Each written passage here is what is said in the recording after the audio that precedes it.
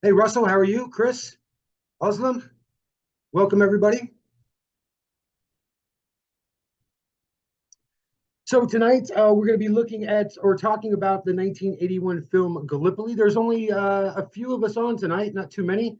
So this might be a quick conversation. But before we get started, I just want to say thank you to the Wisconsin Veterans Museum Foundation for their continued support and all of our free virtual programming. And of course, support for the foundation coming in the memory of Pat Finley. So thank you to the Finley family and to the Wisconsin Veterans Museum Foundation for allowing us to put on these virtual programs that we do every single month. Not only movie night, but trivia night, our drink and draw events, our book talks, which we just had or no, I'm sorry, we didn't have one a few weeks ago. We have one coming up in a couple weeks. This is going to be speaking with an author named George Cohen, and he's going to be talking about his book, Vector to Destiny, as his time as an A4 pilot over in Vietnam. So that'll be on September 18th if you're interested in that at all. But we're not here tonight to talk about authors. We're here tonight to talk about directors, and cinematographers, and actors. And like I said, tonight we are looking at the 1981 film Gallipoli. This film was directed by Peter Weir. I haven't seen some of his earlier movies, particularly Picture Hanging Rock, but I really would like to. That sounds like a fantastic movie. But I have seen some of his more current films, such as Master and Commander, Dead Poets Society. And then also this film was filmed, or the cinematography was done by Russell Boyd, who you might remember from A Soldier Story that we just watched not very long ago. He did both Crocodile Dundee films. He also did Master and Commander with Peter Weir. And as a matter of fact, Russell Boyd and Peter Weir have done 6 films together. So it's always nice when you have that team, put together as far as a director and a cinematographer go. Gallipoli was one of their earliest projects, so we really maybe don't see that close cohesion for a director and a cinematographer in this film. But certainly in films like Master and Commander, you begin to see how closely these two work together. This film stars Mel Gibson, of course, one of his breakout roles as Frank, Mark Lee as Archie, and Bill Kerr as Uncle Jack. This film did not win any Academy Awards, but it did win 8 Australian Film Institute Awards, to include Best Film, Best Actor in Mel Gibson, Best Cinematography, Best Editing, Best Sound. So it did take a lot of Australian Film Institute Awards home. It was shot not entirely, mostly in Australia, except for the scenes where they are in Cairo, obviously, by the pyramids. Those were shot in Egypt, but all the rest was filmed in Australia, to include the Gallipoli scene at the very end. And that scene has become so resonant throughout Australia that they turned that beach, they actually named it Gallipoli Beach, and that's its proper name now. Produced by R&R Films, distributed by Roadshow Films and Paramount Pictures. Had a release date in Australia of August 13th, 1981. And as far as its budget goes, had an Australian dollar amount of 2.8 million for a budget, brought in 11.7 million Australian and 5.7 million US. So it did really good in the box office. It's good to return to a film that had success. I think our last couple of films didn't do so well at the box offices, but that doesn't mean we didn't like them anyway. And so, since there's only a couple of us tonight, I'll just start with Chris, since you're first up on my list. What were your thoughts on the film, Chris? I had a recollection of seeing it way back, probably when it came out. But as I was watching it, I was realizing I'd totally forgotten everything about it. I liked it, but I thought I had trouble figuring out why it took so long to get to Gallipoli. I did, as usual, I watched Blu-ray extras, and I came to understand why it had turned out that way, because this was really a story about the two characters, Frank and Archie, and what they were supposed to be symbols of, and so they were playing that out throughout the movie to get them to Gallipoli. So I liked the movie. It's not one of my favorites, but I thought it was very well done, and I did find myself. It was not one of those movies where I felt like I was I would want to take a break from it and just walk away and then come back some other time and see the rest of it. I liked it. All right, and Russell, how about you? What were your thoughts on the film? I like the film a lot. I had never seen Mel Gibson, and I was really stunned by how good he was. I mean, I've heard all these negative things about him, but I mean, I thought he was fabulous in this film, and he was just right for that role. Um, I think I think it was deceptive because you know, just as Chris was saying, you know, the film is named Gallipoli, and you're waiting for that to happen when it starts, and it takes a while to get into it. But you know, in retrospect, I mean, he's really developing. It's really an Australian film, I think, and it's about Australians, and so they're really developing the concept of what it is to be an Australian. What is their, you know, what are they like? How do they react? What, you know, what's it like, and how does this relationship develop between these two people over a period of time? So he's really building up for that, so that when they get to Gallipoli, it's, you know, their relationship starts to make sense, and all these guys that all knew each other suddenly, you know, they're all interacting with each other, and it sort of brings a very personal, you know, devastation when the ending hits. Yeah, and I 2 points I want to make, Chris. First of all, I'm kind of in the same boat with you. I had seen it a long time ago, probably maybe a couple years after it came out, and I was just a kid then. And I think I was mostly watching it because my mom and dad had rented the movie, and you know, rather than sit in my room on a Saturday night or whatever and play with my toys, I decided to watch it with them. So it had been a very long time, and I only got a chance to watch it once. You know, coming up into this movie discussion night. So I was just like you, I really didn't remember a whole lot of it. I kind of remembered a sense of what the movie was about, but it took me a while to get in it as well. Same as both of you had mentioned, I wasn't disappointed that it took so long to get to the actual, you know, combat section of it, but I kept waiting for it to show up, and I kept waiting for it to show up, and it seemed like they could have introduced that a little bit sooner. And then also, Russell, to your point, where you talk about how these characters are developing, and then once they get to Gallipoli, you get a sense of, you know, their friendship.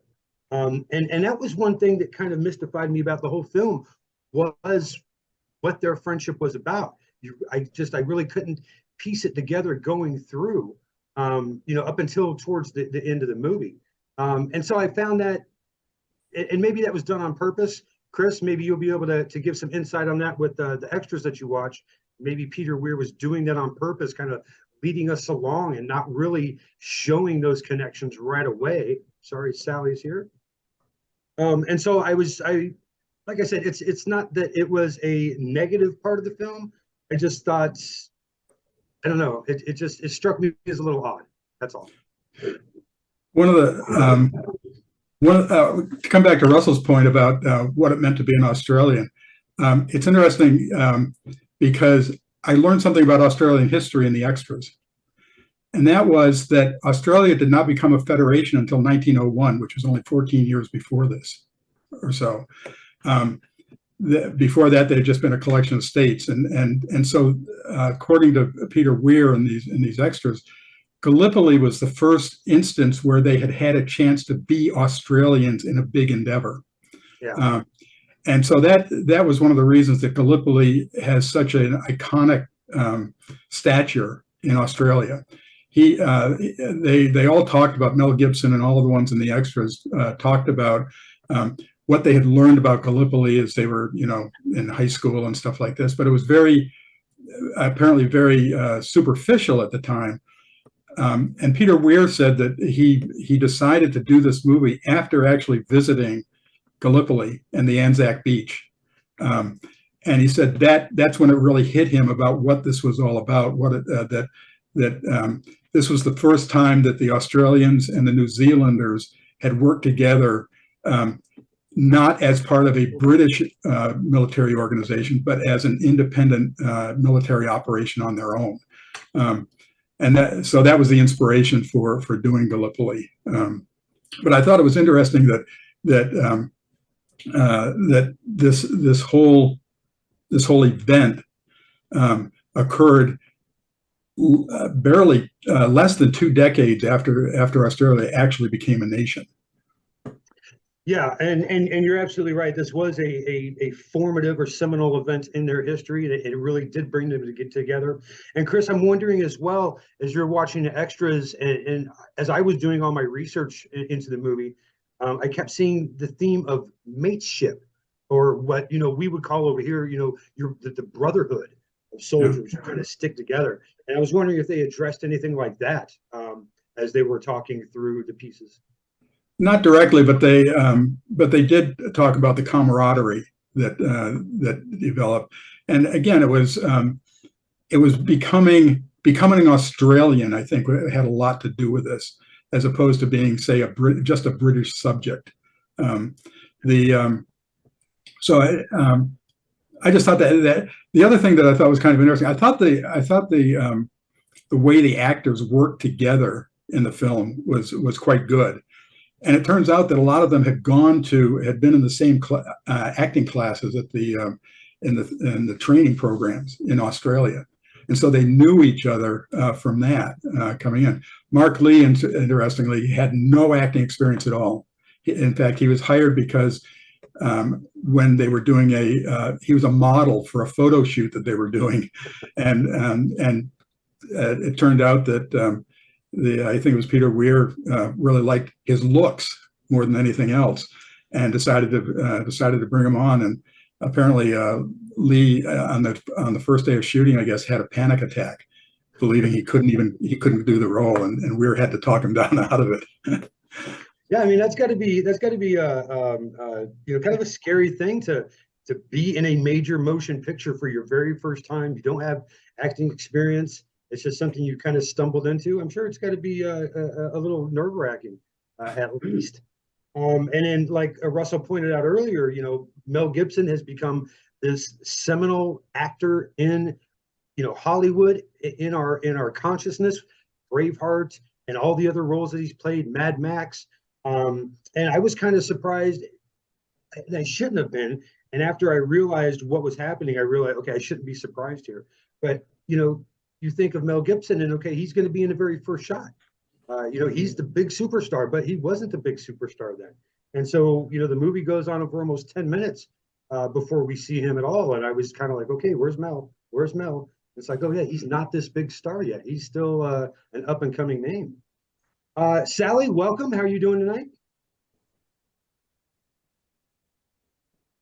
Sorry, I had trouble signing into Zoom. I did not watch this movie. I couldn't find it anywhere on any of my devices or the library, so I'm just going to audit today. Yeah, it was on Canopy, for free through our library system, which I think is available nationwide. If you decide to go back and watch it. Okay, maybe I will. Yeah, it's always nice when I can find a source where you can watch it for free. Like I said, I only watched it once, and that's because I had to pay for it to rent it. I didn't want to buy it because I didn't want to be stuck with this movie if I didn't care for it very much. So yeah, I only got to watch it once as well. And then Mark, how are you tonight? I'm good, thank you. I think I saw this movie a long time ago, but I didn't remember much except for the ending. And so while I was watching it this week, I was kind of dreading the way it was heading because I knew, and it seemed like the entire movie was an elegy for foolish and lost youth and war waste.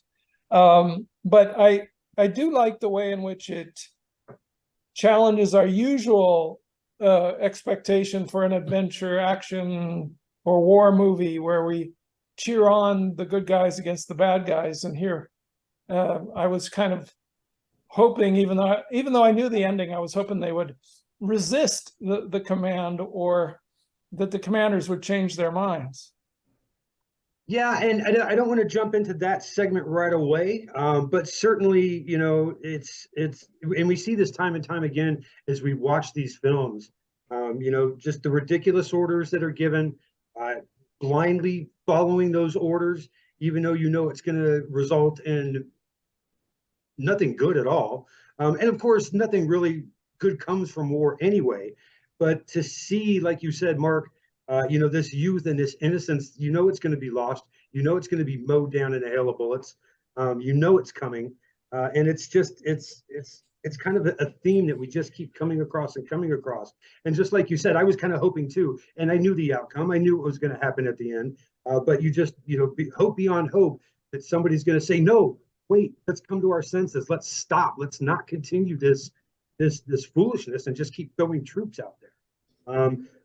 World War One itself, as we all know, that was part and parcel with World War One, and everything we've watched that's been World War One centric has had at least a hint of that, if not an overpowering sense of foolishness. And so it is kind of part and parcel for the type of movie. But you're right. I was kind of hoping to just come on, somebody call up this charge, somebody come to their senses at some point. But like I said, I don't know. I don't know if you want to jump to it, but so we can wait if you want. But I still am confused as to why they were told or commanded not to use bullets when they went out of the trenches. That seems so stupid. I'm not sure. Maybe there was some notorious supply problem that they had, and so they were limited on their ammunition. I know that the beaches of Gallipoli were not easily accessed, and especially once they got a foothold, it was difficult for the Anzacs to get, their ammunition, their supplies, their troops in there, especially because the British were a few, I don't want to say a few hundred kilometers down the stretch of beach, but the British were not close. They were not able to support them with their navy. And so maybe that could have been part of it. Going to the beginning of the film, we're introduced to the character of Archie, played by Mark Lee, as Chris was saying, and his Uncle Jack. And there's definitely some conflict between these two, even before they start talking about, who Archie joining and everything else.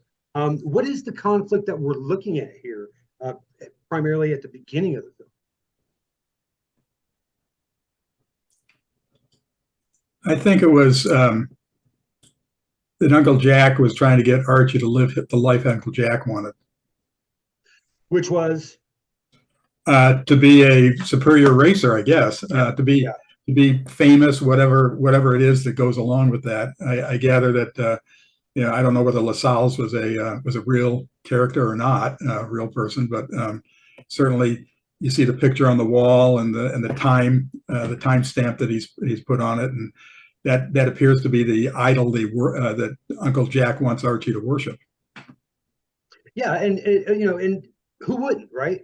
Rather than go and fight in this silly war, stay here, work on your craft, become this international, person who is very, very good at their sport. And it is clear that Archie was going down that path. He was very fast.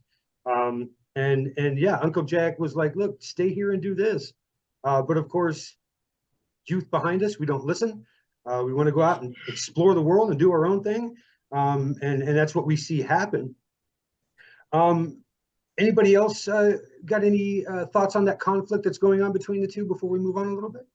Well, it seemed ironic to me that his uncle had been in some war, I guess, and Archie admired him for it, but the uncle wanted him not to go to war and to get success in another way.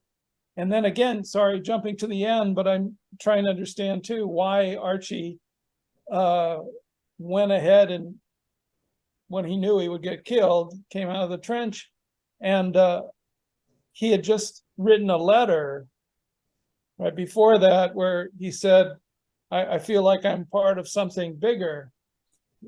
So it made me think back to the beginning when his uncle was trying to make him something bigger through his running. And I guess the director was exploring the multiple ironies there. Yeah, and I don't know if you had logged in already or not when we first started our conversation, but Chris brought up a point about how, excuse me, that this was a real turning point in Australian and New Zealand history. As Chris was pointing out, they had only formally become, a consolidated country just not even 2 decades prior to this. And so this was their big chance to show everybody else in the world that, Australia is not just this island of outcast thieves that they'd always been looked upon as. They're now a nation. They've come to coalesce as a people, and they're not doing something that's British based. They're doing something on their own, away from being part of the British colonial empire. And so it was very. Oh, Sorry, sorry, that's helpful. That larger picture of, because I did notice during the film how the guys from Australia were banding together, and then aspiring to a kind of collective identity. But then the ironies too of how Archie, knew how to ride horses and Frank didn't, but he still got him into the light horse. And then they didn't bring their horses, even though they had them there in Egypt. I thought, this is crazy, but maybe the director is trying to emphasize the foolishness of at least the commanders. Well, but Oh, Gallipoli was on the shore. There was no place on the shore for horses. Right. And that's why Frank was finally allowed into the light horse, because it didn't matter. They weren't going to bring their horses anyway. They're all going to be foot soldiers. So, it didn't matter if you knew how to ride a horse or not. As long as you carry a weapon and put left in front of right, that's what you're going to be doing. But warfare had changed too, right? In World War I, where horses weren't, the horses were part of an earlier style of warfare. And it seemed to me but this is once they get, even if they get off the beach, they're not going to be as north. Yeah, World War I was a very technological changing time for a lot of different reasons. And you're right, moving away from the horse as a primary mode of transportation to automobiles and things like that. But still, horses played a significant role in World War I, mostly in Europe, for sure, not so much in the colonies or in the Pacific.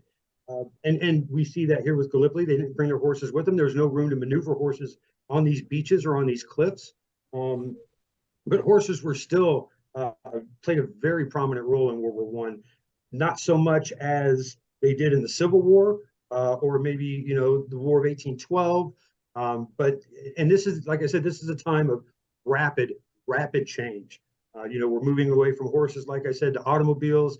We're moving away from the single shot muskets. Now we have machine guns that are firing hundreds of bullets a minute. Airplanes are being introduced. Chemical weapons are being introduced. We now move away from battle flags as a form of signal on the battlefield to radios and other communication devices where we can talk instantly from point to point. And so, yeah, this is a very rapidly changing time. As a matter of fact, at the museum, when I give a tour, there's one particular spot where I do talk about all this and how everything's changing. And every time I give a tour, people's eyes just like, wow, I didn't realize all these things were happening as this war is going on. And that's what makes World War I so difficult to kind of look at from our perspective, because all these things have changed. They've been changed for 100 years now. But back then, this was all brand new to everybody. And they did not know how to use a lot of these things on the battlefield. Particularly the communications a lot. And we see this in the film at the end where they're using, radios and telephones to talk to each other, and that fails. And so because they put so much emphasis on that, once it fails, their backup systems are obsolete. They don't know how to communicate. And it's just things like that. They even show them making little improvised explosive devices, as we would say today, out of their cans. So that struck me watching the film now after recent wars. If you, sorry, go ahead, Chris. I was going to say, if you watch that documentary from We Shall Not Grow Old, you can see that all the technological things and how much, and again, how frequently horses were used alongside the various vehicles. Sorry. Yeah, and Germany had a big problem during World War I because, they are landlocked. They're surrounded by their enemies. And once they start to run out of horsepower, they've got nowhere else to go to get them. And so they had a lot of difficulties toward the end of the war with moving, their cannons around and troops and things like that, because they still were reliant on horses to a certain degree, and they were running out of them rather quickly. So it really did cause a problem, particularly for Germany at the end of the war. We see Archie. He's this great runner. Uncle Jack wants him to become an even better runner. There is talk about him joining. Uncle Jack does not want him to, and I think this is another theme that we see quite often, not just with World War I films, but with any war film at all. There's always that parental figure who has been in combat, who has been out to the war, and they don't want the youth to go out and do it because they know how foolish it is. They know how destructive it is. But the youth, the kids, they want adventure. They want to get up off the farm, and especially out there in Australia, in the outback, where there's really not much to do except tend to the sheep or whatever it was that they were doing. This is a chance to get out and see the world and do something that's bigger than they ever probably will get a chance to do ever in their lives again. It's almost a romanticized version of being a soldier or going to combat. And I don't think it's too far of a stretch to say that it's warranted, especially when you're young. You're I don't want to say you're foolish, but you're not exactly world wise either, and you have these grand ideals and these high hopes, and you probably often think that nothing's going to happen to me. It might happen to somebody else, but I'll be okay. I'll come home. Man, I'm sorry, my throat is so dry today. And kind of along those same lines, we see toward kind of like what I would call the first act before they go off to the athletics festival. Uncle Jack is reading Rudyard Kipling's Jungle Book, and he's at the part where Mowgli has to go away from the group of animals that he's with, the wolves and the bears, and he has to go join mankind again. And the line is, "I do not want to leave the jungle, but now I am a man and I must go and be with the men." And I thought that was a really powerful line to put in there. It really makes sense with Archie and Uncle Jack, their conflict that they're trying to resolve. And I just was wondering if anybody else really thought that line was as powerful as I did. I agree with you, and I thought it was a great question because I hadn't even thought about it. But when I read your list of questions, it made me think about the two leads, Archie and Jack and Frank, and how they're kind of like Bagheera and Baloo in that one is very serious, and he also talks about or is told to repeat the idea of having leopard legs, and the other one is like a jolly, bear. But then they switch too when they get on the beach, and Archie is much more cheerful, and Frank more morose or serious about their situation. Yeah, that's a good point, Mark. I hadn't looked at it like that when I watched it, but you're right. There is kind of a flip-flop of dynamics there for sure. In the interviews that were done on the Blu-ray extras, Peter Weir said that basically they'd started out with an entirely different script that simply did not work, and they finally realized that the real story here was Frank and Archie, and that Archie represented the old way of looking at the world, and Frank, as the guy from Perth, was the new urban oriented person. And this was the story of the old meeting the new, and how they were going to work together or not. That's interesting. I'm curious what the initial plot line was that didn't work for me. The initial plot line was, according to the folks that actually wrote and read the script, was to tell the entire story of Gallipoli, everything that ever happened at Gallipoli. I mean, it was apparently they just felt that they had to tell everything about it, and then they realized it simply would not work as a film. Yeah, And then they started paring it back until they got to the core of it, which was the story of Archie and Frank and their evolution through from meeting to the point where they are actually at Gallipoli. One of the interesting things was that Rupert Murdoch was one of the I think executive producers on this. He was not real thrilled about doing this movie. He had to be talked into it. Really? Yeah. Don't know why. About that. I saw his name at the beginning. Yeah. That was Murdoch, really? Pardon? So is that the Rupert Murdoch? Really? Yeah. Yeah. Well, that's where he built his media empire in Australia before he became an American citizen. Russell, do you have any thoughts on that? Sorry, you're muted, Russell. There you go. I was just going to say, from what Chris was saying, that the reason that maybe Murdoch was not for that is because if he saw that original script, that was strictly on the history of Gallipoli, he may have thought this is not going to work. Yeah. So that might be why he was not enthusiastic about it.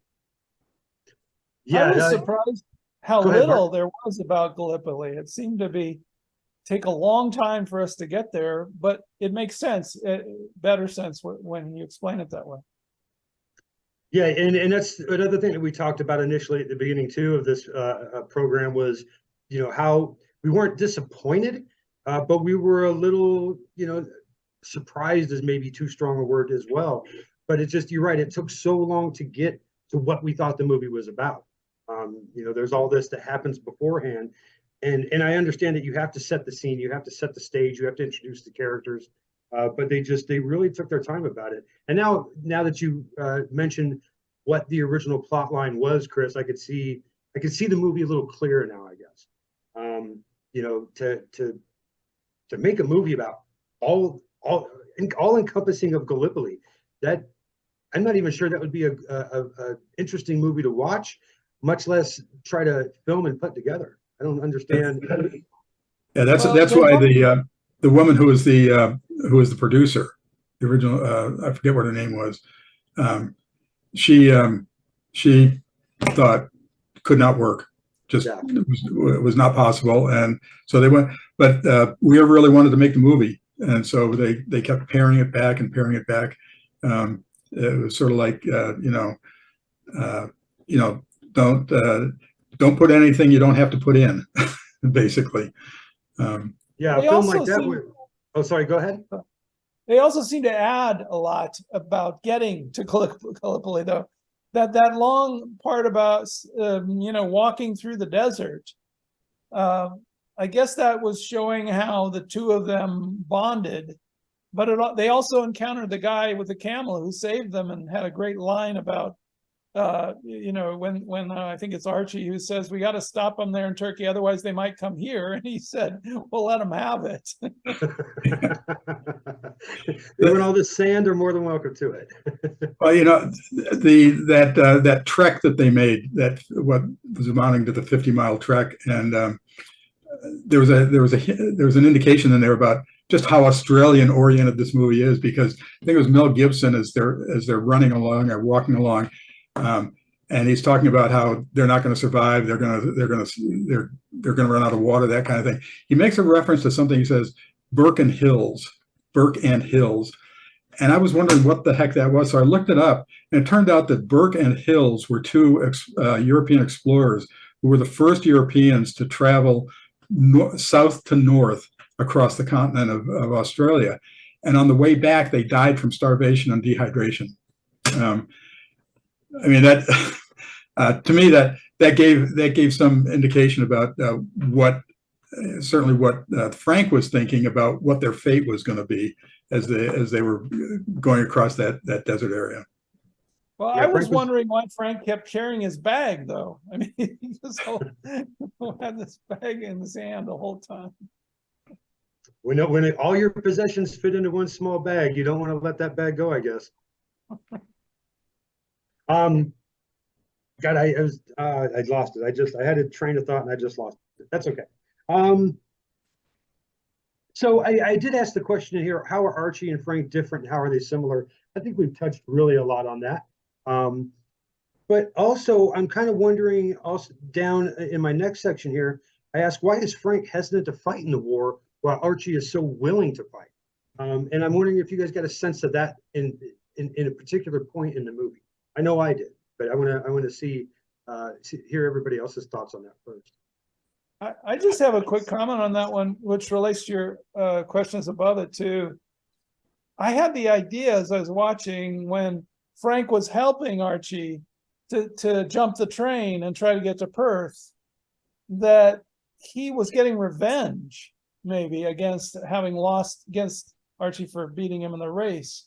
But then that turned around, you know, when they both almost died in getting across the desert. So that made another irony for me, that, you know, then Archie eventually convinces Frank to go to war when he didn't want to, and then at the end he also saves Frank by having him, you know, be the messenger.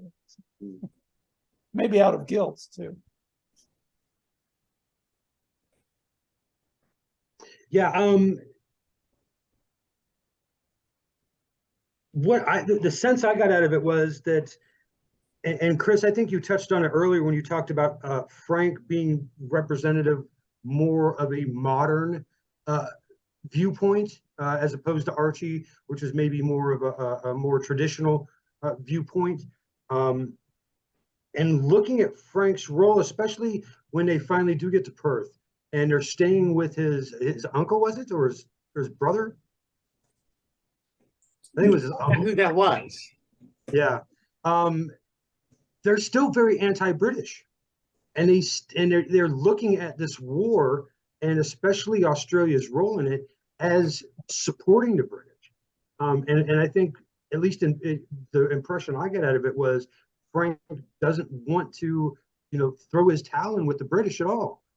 He's ready for an independent Australia, free of colonialism. And I think that's why he's opposed to go to the war initially. At least that's the sense that I got out of it.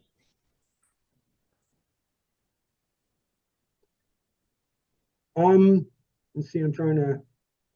We did talk about Egypt a little bit. We've only got about 20 minutes. Oh, and then, yeah, Mark, you were talking about how, I can't remember the exact word you used, but we were talking about Archie and Frank, you know, trying to get on the train to Perth. And revenge. Revenge is the word that you used for him losing the race. And I really got that impression too, not so much revenge, but I kind of got the impression that, you know, Frank he's setting him up for something. He's going to get back at him somehow for just, you know, barely edging him out in the race. And it seems like you kind of got that impression too. Did anybody else get that sense when they first started to try to kind of like bond as friends? No, I actually did not see anything remotely close to that. I mean, when they shared their breakfast together, it seemed, you know, Frank was you know, did not seem to harbor anything. I didn't see anything along the way where Frank harbored anything. He always seemed to be pretty gracious about it. As a matter of fact, I was surprised. I would not have been so gracious as he was about losing the race. I mean, he didn't seem to be. All that said, he lost all of his money as well. Yeah. Oh yeah.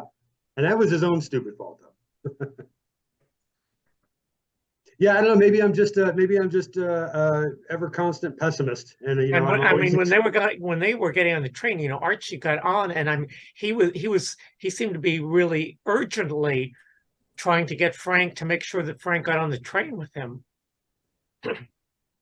Yeah, I like think go ahead, Mark. it's interesting how, you know, we usually expect one main character as the hero, and maybe Archie was, but there was a kind of switch in terms at times between who was leading the team, the duo, and when Archie couldn't get to Perth, and then Frank had the idea of jumping on the train, and Archie questions, "Are you sure it's going to Perth?" And he said, "Oh, well, where else will it go?" I think that was the screenwriters and directors kind of hinting at the way in which the good heroic teamwork of these two was actually going nowhere or going to doom, like the whole Gallipoli thing. No, that's an interesting point. So moving along a little bit, they do finally get to Gallipoli, and they are getting ready for this massive assault on the Turkish lines. And Archie does decline, as has been mentioned a couple times, Archie does decline the role of being the messenger back and forth, and he instead he's like, here, this guy, should do it. Why do you think Archie did that? He could have, he could have taken that. He could have basically saved himself. But instead, and a couple of you have sort of touched on it, but I kind of want to draw it out a little more. Why did he, for lack of a better term, save Frank? I think I kind of go back and forth for the reasons, but then the one I finally come to is that at one point in time, Archie says, I think maybe when he's running, he says, everyone is excited. There's a feeling we're all in an adventure and this is larger than life. And I think that maybe he was pretty sincere when he was talking to the, what was it, the colonel, the major, I guess it was the major, saying that, I came all this way to fight and I really want to be in it. There was still that, as you said, and I thought that was such a good way of putting it, that it was a romanticized version, like, wow, the idea of getting out there and shooting someone does not seem like the kind of thing that I would yearn to do. But, that seemed to be what he was yearning to do, like really get in there and fight for his side, fight for the British, be the hero.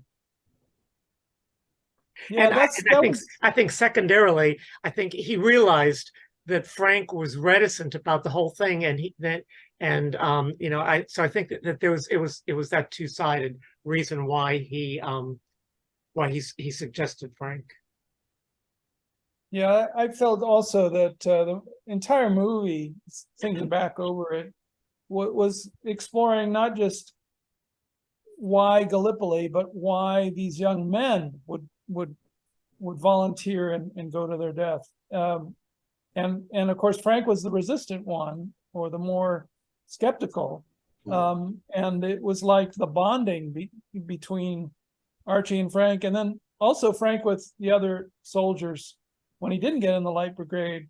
That and then what we saw in the trenches that gave us insights, along with that letter writing, as you mentioned, why Archie would even leave the trenches without his weapon, it seemed, or he dropped it. He was just running because he was running into death. And it was a kind of way to be in history, or be in a kind of narrative identity, I guess, of the team, that West Australian, sacrifice. But I think the movie was showing us how that very strange or stupid thing, counterintuitive anyway, might happen all along the way. Yeah, and I can tell you from personal experience, and then also from working with veterans every day like I do, to go and sign up for the military and go off to war but not actually fight. I can't put a number on it, but I imagine for a large percentage of soldiers out there, that would not sit well. And I know it wouldn't have sat well with me, had I gone over to Operation Desert Storm, and, no offense to, cooks or dentists or anybody like that, but if I had gone over there and had to peel potatoes and cook food for everybody for 6 months, as opposed to being on a tank and out there, fighting the Iraqis, I would have come back a little disappointed. So I could see that point of view from Archie that you both keep bringing up. You've gone all this way, you've done all this, you've sacrificed a lot, and now finally here you are, ready to show your mettle, ready to show your valor, and you don't get the opportunity. That would be a punch in the gut for me, for sure. Yeah, I think it in a sense, now that we're talking about it, it was a kind of Archie's guilt at drawing Frank to this point, of sacrifice. And then also, if he had survived, the kind of guilt he would suffer with all his friends and all those other men that died and he didn't. And we see that too in a lot of films that we watch. Somebody comes back from war and there is that sense of guilt. We saw it with Born on the 4th of July that we watched last month. with Tom Cruise. There, he comes back from Vietnam and he has this tremendous sense of guilt because he's lost all of his buddies. They have given the ultimate sacrifice. Why am I still here? Is the question that often comes up. And so I can sympathize with that wholeheartedly. Once the attack is set into motion, we see immediately that there's problems, not only with the timing of the barrage, the artillery barrage. There's a problem with the synchronization of times between the two commanders. The major, I can't remember his name, it's Colonel Robinson, who's directing the entire charge. But Colonel Robinson is still determined to continue this attack on the Turkish trenches. And like we talked about earlier, this is a common theme in World War I. Just these foolhardy attacks that are destined to fail. We're watching them fail in real time. They keep pushing forward. And so why is Colonel Robinson still so devoted to this attack, even though he's being told by everyone and he can see for himself that it's not going to succeed? Is it just orders? Well, I think for one thing that he was told by that one person, and I don't remember who it is. He was told that a flag was seen and so I think he was not believing everyone else. He said, "Oh, they just don't want to go. They're afraid to go, or they're trying to disobey my orders." But obviously, somebody's gone in there, and it can be done. And if it can be done, but my orders are to get it done, and we need to do it. Yeah, I think they also, took some time in the movie to show him in his little bunker with the singing along with the opera music, and that suggested to me that he was clinging on to the older, heroic ideals that the Light Brigade represented too, maybe. And so, we've been talking about sacrifice, but it seems such an obvious, foolish way of sacrificing lives, and yet that maybe was still part of his idealism, from the past. European identity, I guess. He was Australian too, but that's ironic as well. I thought Colonel Robinson represented the worst of leadership. You have the major down there on the trench in the line telling him this isn't working. If you send the troops out, it's cold-blooded murder. And Robinson doesn't seem to care. He just thinks that you just keep pushing forward regardless of how many lives get lost. One of the problems I had was that the purpose of the troops being there, taking on the Turks, was to divert the Turks from the British landing. And you get the story, you get the report that the British have landed before they send all these troops over the trench, out of the trenches. That they were sitting on the beach sipping tea, I think was the way it was described. Yeah, so exactly. it becomes even less understandable when the British have accomplished what they needed to accomplish, and you're still trying to supposedly divert the Turks from stalling the British landing, and you're killing all your own troops to begin. On top of that, yeah, I thought that was interesting too with the general. Once Frank got the message to him, and I guess I confused the colonel and major. The major is the one who is in the bunker singing opera, but all three of them seem to be stuck in a sacrificial mentality. Even the general wouldn't say, "I'm calling off the attack," just "I'm reconsidering." Yeah, you have to remember, these people who have these high positions in the military during World War I have a long military career that stretches back to the 1800s. And like I said earlier, that World War I is a huge change, not only in the way we fight war, but the weapons that we're using. And Mark, you kind of hit it on the head earlier. These guys are still stuck in this old mentality. They're still fighting at Austerlitz, and they're still fighting at Waterloo, and they're still fighting in large formations, just like in the Civil War, moving online, huge armies against huge armies. And so they are stuck in this old mindset. And that also includes carrying out orders to a T. And it doesn't matter if the order is going to result in cold-blooded murder or victory. Hopefully it's victory, and they all, everybody wants victory, but these colonels and generals and majors, they want that more than anything. They want to be able to go home with that ribbon or that badge, and they say, "I was successful at this battle." And it's sad, but it's, you know, when you read the histories of World War One and the different people that were involved in it, you see this time and time again. You know, they want these accolades. They're stuck in this old mindset. They don't know how to change or adapt to the nature, the modern nature of war. You know, which was, you know, back then. And it's not something that really changes at all. We see it become more of a healthy relationship in World War II. You know, the leaders start to actually care for their troops. And as we progress in time, you know, to our current conflicts, you see these leaders actually embracing their troops and looking out for their best interest. But unfortunately, in World War One and prior, that just wasn't happening.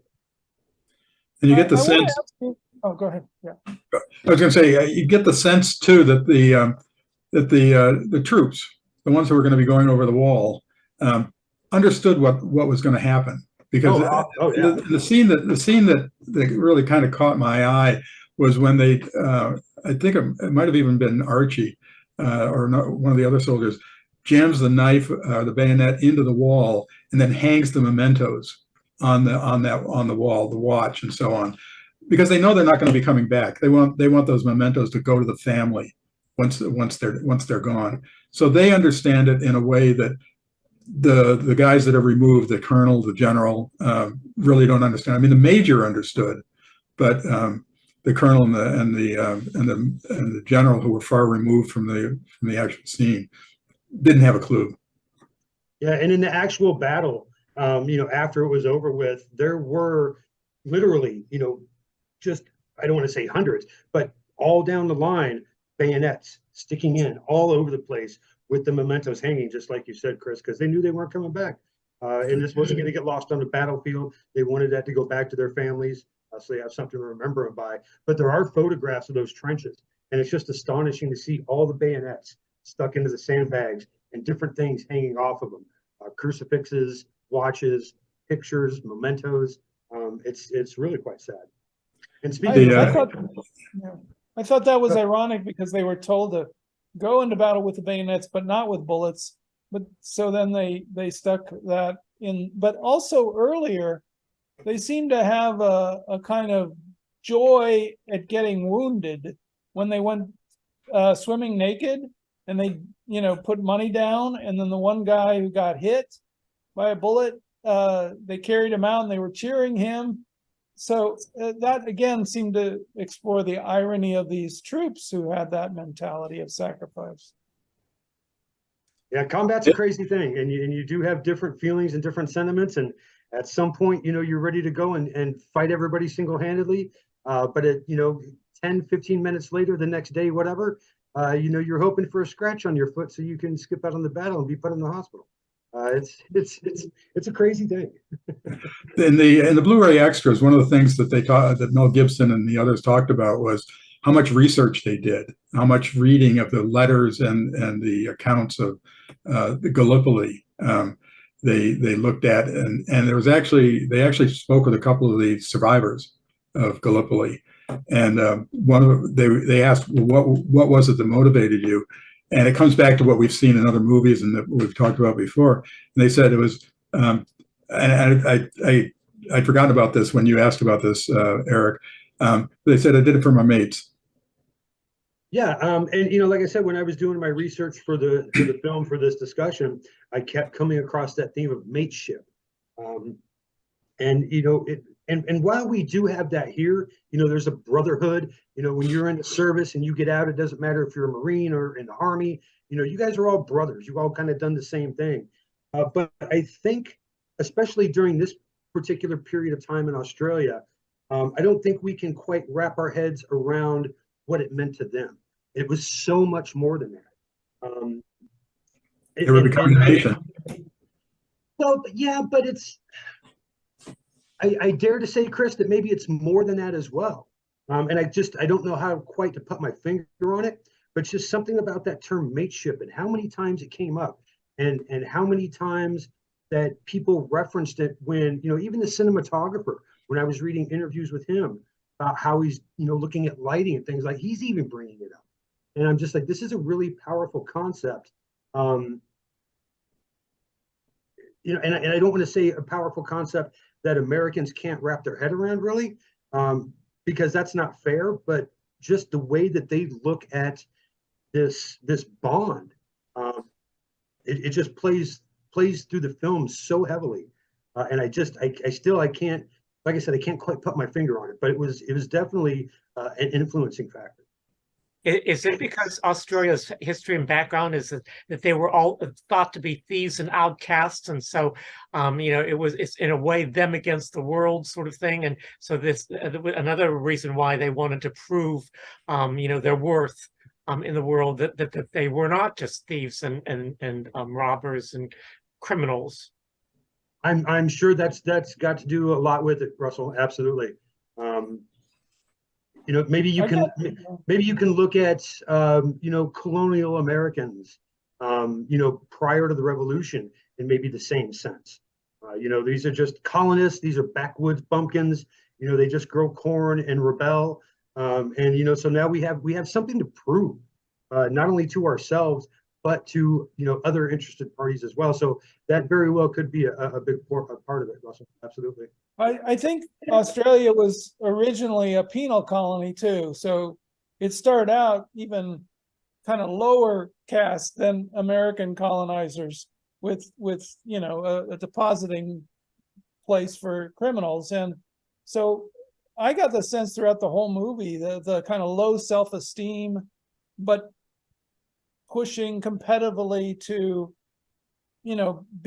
have a better identity individually with Archie at first, like when he did the stupid race against a horse barefoot, but days 2 days prior to the athletic festival. Yeah, exactly. I mean, that just kind of set up the stupidity of low self-esteem, but courage and fighting for some sort of recognition, and then it became more collective toward the end. Yeah. We only have a couple minutes left, so I want to get to, and we've kind of touched pretty much on the rest of the questions that I asked. I did think that final scene with Archie being shot, I did think that was really powerful.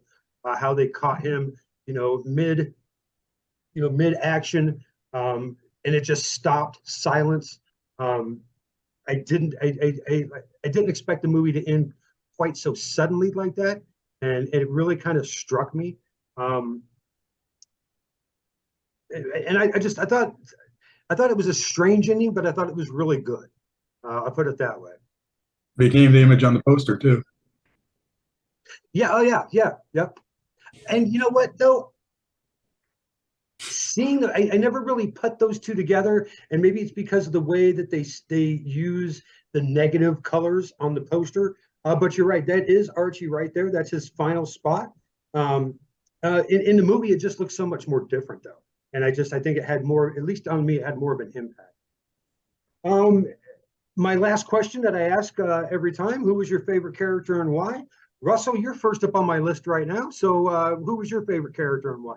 I would have to say that it was Frank. I liked him a lot, and I thought that I liked his realism, and I liked the fact that he got involved in this war, but he didn't get involved in that same caught up in the because like at one point in time when they have that running match, it reminded me of Born on the 4th of July. There was the band, and everybody was and when this truck came up to get people involved in the guys to sign up for the Gallipoli War, it was that same sort of atmosphere, of the women cheering and the guys and all that. Well, I think Frank was not quite that way. I think he had a little more realistic look. And the last thing was, I don't know if everybody caught this, but Frank's position his head, the way his head was thrown back, and the horror on his face at that this it's only 1 second before we flip to see Archie, but he throws his head back and he has this look on his face of pure horror, what has happened, and it sort of mimics the arch of Archie's head and so on, and so the two of them were in sync at that point in time, but in different positions because one is dead and one is alive. Yeah, no, you're absolutely right. He heard the whistle. He heard the commotion of everybody going over the top. He's trying to get back to relay this message that they don't have to attack, but he just didn't make it in time. Which begs the question: if Archie was the runner, he was faster. Would he have gotten there in time? Interesting question. I don't know. Yikes. Chris, who's your favorite actor and why? I was torn between both Frank and Archie. You can't have the film without without both of them. And there's not really a whole lot of other characters to choose. Right, I know. That's the point. And they each have their strengths as characters, and you get exposed to their weaknesses as well. And they're kind of the yin and yang of each other. So I really couldn't choose between them. I think that they were both equally compelling on the screen, and compelling at different points when they needed to be, and less so when they didn't need to be. All right, and Mark, how about you? Yeah, I liked Mel Gibson's character too, and the way he played him. He changed the most, and he was a kind of trickster, and especially in the Egypt scenes. I thought those were important, thinking back, even though it delayed getting to Gallipoli, because it showed how they were achieving some of their dream there. They were getting status in an exotic place, and Frank was making fun of the Light Brigade with his friends, but then he got into it, and he even snuck in with Archie's help into the officers' party, and the women were there, and they had said earlier something about women love men in uniform. So those kind of twists in their relationship, but also the way that Frank surprised us, I thought was helpful. Yeah, I gotta go along with the lines with everybody else. I did like both characters. I really enjoy some of Mel Gibson's earlier movies, especially this one. It's nice to see the superstar that we know nowadays, getting their break, and as an up-and-coming actor. He's kind of, for whatever it's worth, he's certainly gained a reputation over the years as maybe not too great of a person, but I still think he was a fine actor, especially some of his earlier roles. I'm a huge Mad Max fan. I love those movies. And so it was just nice to see him. Mark Lee, though, I got to say, I really did like his acting as Archie.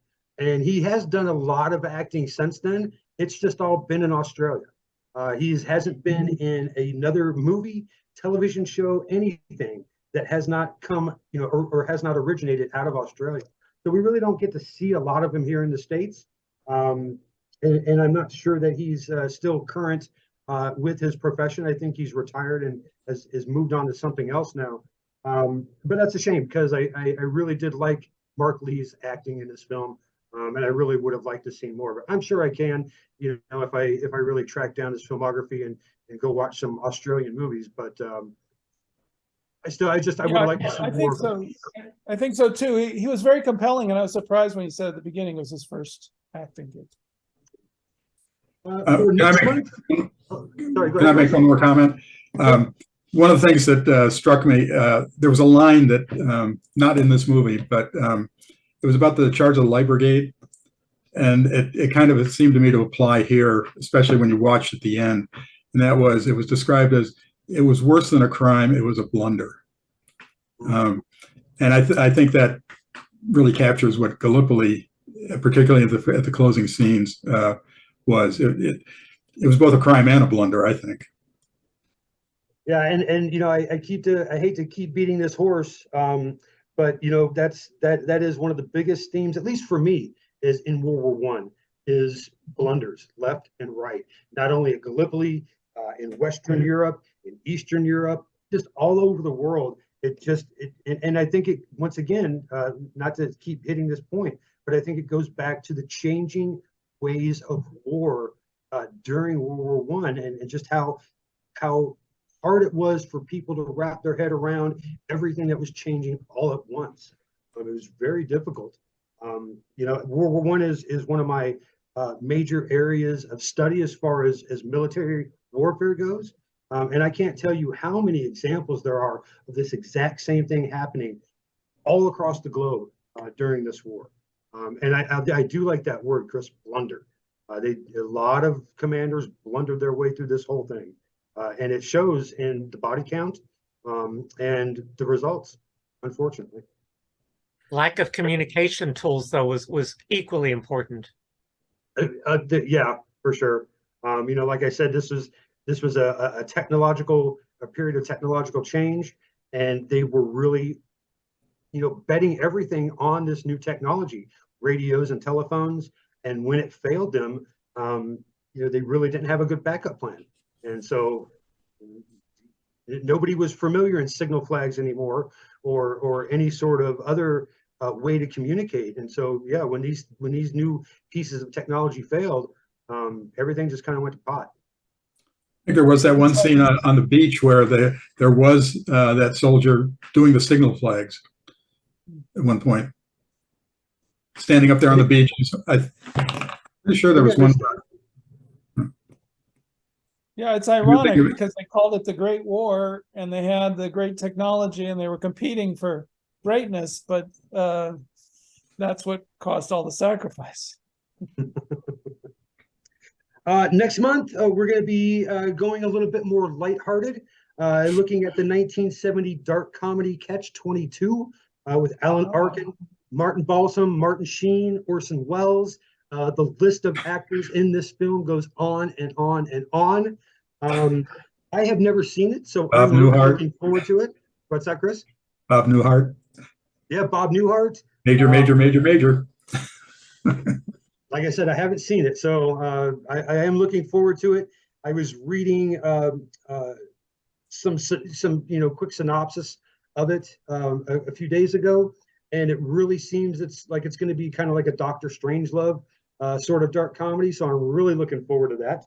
But that's the movie that we're looking next month in September. I do appreciate everybody coming out on their Friday night and joining the discussion. Once again, it never amazes me, or it does amaze me every time, and it shouldn't, how quickly these discussions go by. We only have an hour, and I look down at the clock, and it's 5 minutes after 7, and I look down at the clock again, and it's 10 minutes to 8. These things just fly by. I never get through all of my questions. Everybody's got such great points to bring out in this. And we didn't even get into the filmmaking aspect of it either. But anyway, thanks for joining us tonight.